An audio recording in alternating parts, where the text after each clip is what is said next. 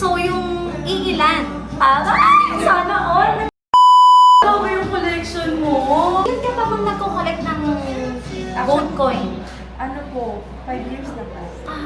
Guys, si ma'am nagko-collect siya ng gold coin and mga gold bar na solid 24 karat.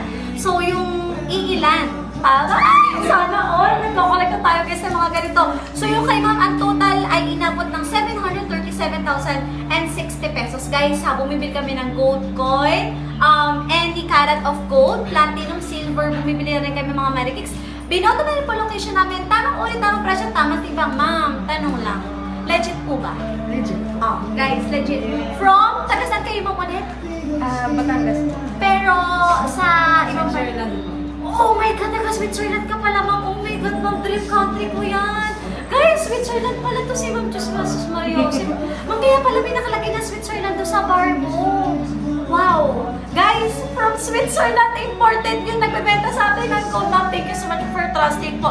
Ma'am, ito po, ha. 1, 2, 3, 4, 5, 6, 7. Tapos, ma'am, yung butal po is 37,060 pesos. Thank you so much, ma'am.